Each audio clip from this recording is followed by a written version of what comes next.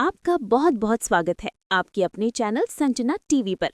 आज जो कहानी मैं आपके लिए लेकर आई हूँ ना, उसे सुनकर आपके पैरों तले जमीन खिसक जाएगी। आज हम बात करने वाले हैं एक ऐसी लड़की की जो अपने सम्मान और अपनी माँ के न्याय के लिए एक ऐसे तूफान से टकराने जा रही है जो शायद उसकी पूरी दुनिया को ही उजाड़ कर रख देगा। तो कुर्सी की पेटी बांध लीजिए, क्योंकि आज का गॉसिप का सफर बहुत ही तूफानी होने वाला है। तो कहानी की शुरुआत होती है एक आमने सामने की टक्कर से। एक तरफ है हमारी शेरनी जैसी लड़की, चलिए हम उसे जानवी बुलाते हैं, आंखों में अंगारे, आवाज में बिजली और इरादों में फौलाद। और दूसरी तरफ है वो लड़की जो शायद इस पूरी कहानी की सबसे बड़ी पहेली है, चलिए उसे हम अदिति कहते हैं। और इन दोनों के बीच में फंसा है वो हमारा शहरी बाबू, एक ऐसा लड़का जो दो नावों पर सवार है और उसे खुद नहीं पता कि उसकी मंजिल कौन सी और उसका किनारा कहाँ है। अब सीन कुछ ऐसा है दोस्तों कि जानवी अदिति के सामने खड़ी है और उसके हर एक शब्द से चिंगारियां निकल रही हैं। वो अदिति की आंखों में आंखें डालकर कहती है। अब आप सोच रहे होंगे संजना, क्या दिख रहा है? अरे वही जो हम सबको इतने दिनों से दिख रहा है। शहरी बाबू का झुकाव, उसकी परवाह, उसका हर पल अदिति के आगे पीछे घूमना। जानवी कह रही है कि ये कोई छिपी हुई बात नहीं है, ये तो खुली किताब की तरह है जिसे हर कोई पढ़ सकता है। वो कह रही है कि देखो अदिति, मुझे बेवकूफ़ समझने की गलती मत करना। तुम्हारी आंखों में, तुम्हारी हरकतों में मुझे वो डर साफ दिख रहा है, वो डर जो तुम्हें इस शहरी बाबू को मुझसे दूर ले जाने पर मजबूर कर रहा है। और फिर जानवी सीधे मुद्दे पर आती है। वो सवाल करती है, एक ऐसा सवाल जो तीर की तरह अदिति के सीने में जा लगता है। तुम क्या कर रही हो? एक सीधा सरल सा सवाल, लेकिन इसके पीछे छुपे तूफान को सिर्फ जानवी और अदिति ही समझ सकती हैं। दोस्तों, ये सिर्फ 3 शब्द नहीं है, ये एक इल्जाम है। जानवी पूछ रही है कि आखिर ये कौन सा खेल खेल रही हो तुम? ये जो तुम भोली भाली मासूम बनने का नाटक कर रही हो, इसके पीछे का असली चेहरा क्या है? ये जो तुम हर बार शहरी बाबू के सामने ढाल बनकर खड़ी हो जाती हो, आखिर क्यों? तुम्हारा मकसद क्या है? और फिर जानवी खुद ही जवाब देती है, क्योंकि वो जानती है कि अदिति के पास उसके सवालों का कोई सच्चा जवाब नहीं है। वो कहती है, कोनों के लिए कर रही हो? तुम इस शहरी बाबू को हमरे से बचाना चाह रही हो? बाप रे बाप, क्या लाइन है! संजना टीवी पर तो हम सीधी बात करते हैं दोस्तों, और यहाँ जानवी ने भी कोई लाग लपेट नहीं रखी। वो सीधे सीधे कह रही है कि मैं जानती हूँ तुम ये सब किसके लिए कर रही हो। तुम ये सब कुछ कर रही हो उस शहरी बाबू के लिए। तुम उसे मुझसे बचाना चाहती हो, मुझसे यानी उसकी अतीत से, उसकी सच्चाई से।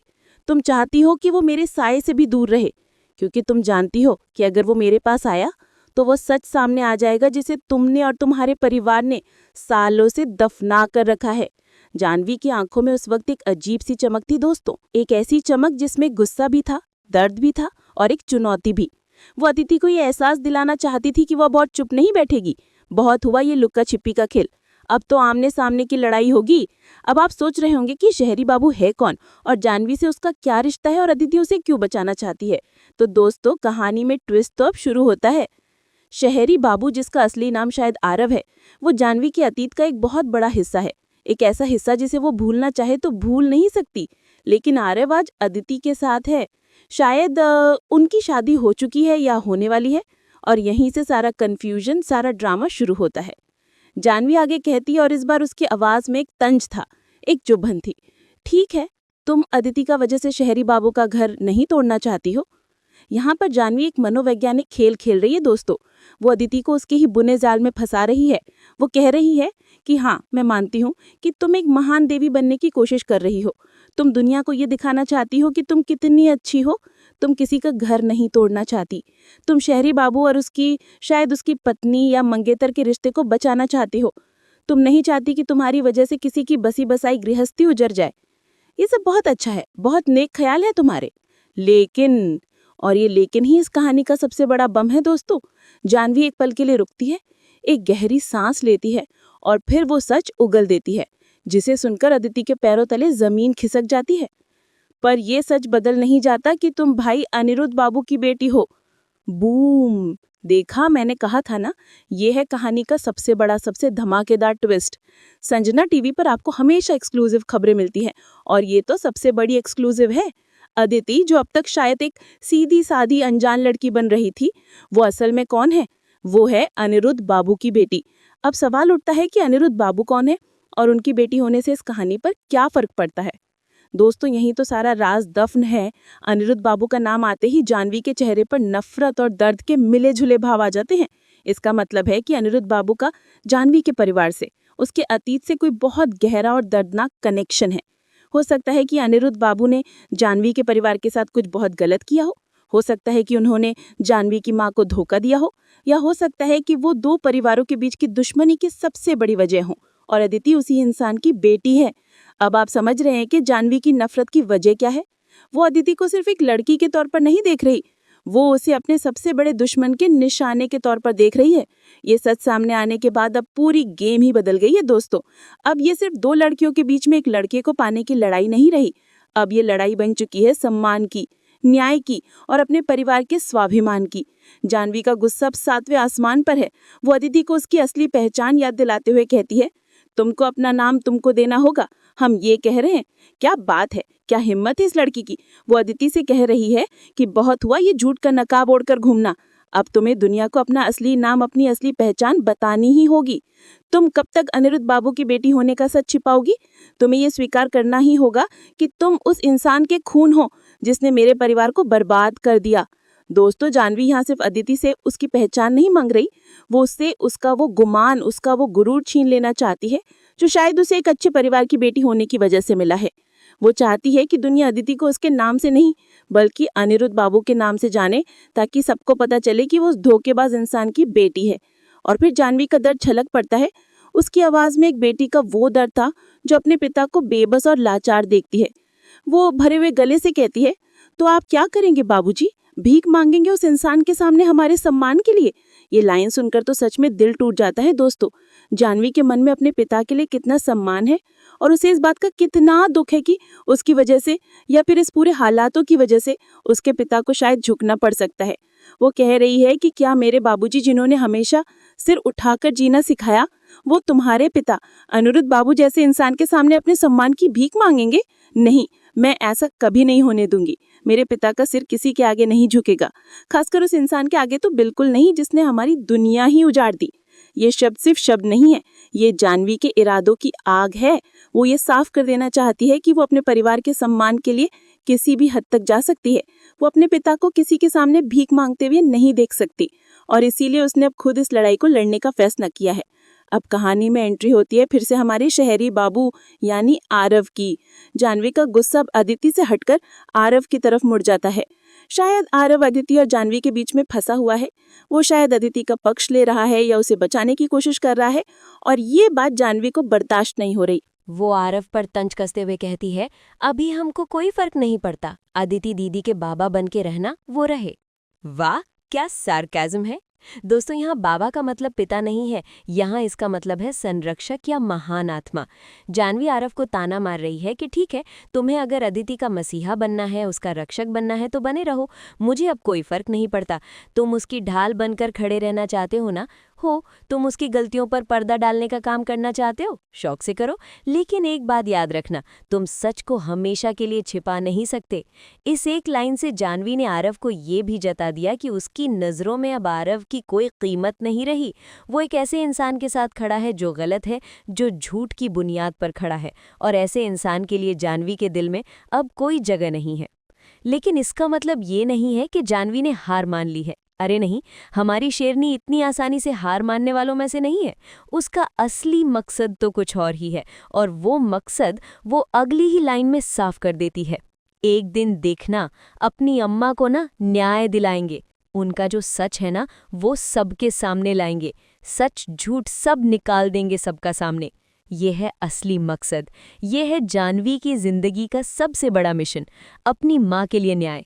दोस्तों, अब कहानी और भी गहरी और इमोशनल हो गई है। इसका मतलब ये है कि इस पूरी लड़ाई की जड़ में है जानवी की माँ। अनिरुद्ध बाबू ने यकीनन जानवी की माँ के साथ कुछ बहुत बुरा किया था। शायद उन्हें धोखा दिया, उन्हें समाज में बदनाम किया, या शायद उनकी मौत की वजह भी वही हो। और जानवी एक बेटी होने के नाते अब अपनी माँ पर लगे हर दाग को मिटाना चाहती है। वो चाहती है कि दुनिया उसकी माँ की सच्चाई जाने। वो चाहती है कि सबको पता चले कि उसकी माँ गलत नहीं थी, बल्कि हालातों और एक धोखेबाज इंसान का शिकार हुई थी। वो कहती है कि मैं सच और झूठ को ऐसे अलग कर दूंगी जैसे दूध में से पानी। मैं हर उस इंसान का नकाब नोच के फेंक दूंगी जिसने मेरी माँ को बदनाम करने की कोशिश की थी। दोस्तों, संजना टीवी पर हम हमेशा कहते हैं कि एक औरत जब अपने पर आती है ना तो वो कुछ भी कर सकती है, और यहाँ तो एक बेटी अपनी माँ के सम्मान के लिए लड़ रही है। अब तो ये तूफान रुकने वाला नहीं है। जानवी ने ठान लिया है कि वो इस लड़ाई को उसके अंजाम तक पहुंचाकर ही रहेगी, चाहे इसके लिए उसे कोई भी कीमत क्यों न चुकानी पड़े। अब जानवी का ध्यान एक बार फिर से उस शहरी बाबू यानी आरव की तरफ जाता है। वो उसे एक आखिरी चेतावनी देती है, एक ऐसी चेतावनी जो आरव के भविष्य का फैसला कर सकती है। वो आरव की आंखों में देखते हुए कहती है, कह रही हैं आप ऐसे 2 नाव पर नहीं सवार हो सकते शहरी बाबू, डूबेंगे ही डूबेंगे। कितनी गहरी और सच्ची बात कही है जानवी ने। वो आरव को समझा रही है कि तुम ये जो दोगली जिंदगी जी रहे हो ये ज्यादा दिन नहीं चलने वाली। एक तरफ तुम मेरे अतीत से जुड़े हो, तुम उस सच को जानते हो जो अनिरुद्ध बाबू और मेरे परिवार से जुड़ा है, और दूसरी तरफ तुम अदिति के साथ खड़े हो, उसके झूठ का साथ दे रहे हो। तुम एक ही समय में सच और झूठ दोनों के साथ नहीं रह सकते।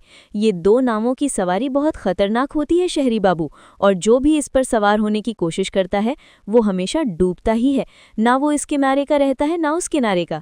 जानवी उसे चेतावनी दी रही है कि अगर तुमने जल्द ही किसी एक नाव को नहीं चुना तो तुम्हारा हश्र बहुत बुरा होगा। तुम इस धोखे और सच की लड़ाई में इस तरह पिस जाओगे कि तुम्हारा अपना वजूद ही खत्म हो जाएगा। और फिर जानवी उसे एक सलाह देती है, एक ऐसी सलाह जो शायद आरव के लिए सबसे बेहतर है। वो कहती है, हमरा बात मानिए, जो नाव को आप पहले चुन चुके हैं बेहतर होगा आप उसी पर सफ़र कीजिए। इस लाइन के 2 मतलब हो सकते हैं दोस्तों। पहला मतलब तो यह है कि जानवी आरव पर तंज कस रही है। वो कह रही है कि जब तुमने अदिति और उसके झूठे परिवार को चुन ही लिया है तो अब उन्हीं के साथ रहो। वापस मेरी जिंदगी में आने या सच का साथ देने का नाटक करने की कोई ज़रूरत नहीं है। तुमने अपनी नाव चुन ली है, अब उसी में डूबो या तैरो, ये तुम्हारी किस्मत। लेकिन संजना टीवी की संजना को लगता है कि इसका एक और बहुत गहरा मतलब भी हो सकता है। शायद जो नाव को आप पहले चुन चुके हैं का मतलब है वो नाव जो आरव ने अदिति से मिलने से भी पहले चुनी थी, यानी जानवी की नाव, सच की नाव। शायद जानवी आरव को ये याद दिलाना चाह रही है कि एक वक्त था जब तुम मेरे साथ थे, तुम सच के साथ थे, तुम जानते थे कि मेरा परिवार सही है और अनिरुद्ध बाबू गलत है, तो तुम अपनी उसी पुरानी नाव पर वापस क्यों नहीं आ जाते? तुम झूठ का साथ छोड़कर सच का सफ़र क्यों नहीं चुनते? ये एक आखिरी मौका है जो जानवी शायद आरव को दे रही है। वो उसे एक फ़ैसला लेने के लिए कह रही है, एक ऐसा फ़ैसला जो न सिर्फ आरव की बल्कि जानवी और अदिति की ज़िंदगी की दिशा भी तय करेगा। तो दोस्तों, अब सवाल ये उठता है कि आरव क्या करेगा? क्या वो जानवी की चेतावनी को समझेगा और सच का साथ देगा, या फिर वो अदिति के प्यार और उसके परिवार के दबाव में आकर झूठ की नाव पर ही सवार रहेगा? क्या जानवी अपनी माँ को न्याय दिला पाएगी?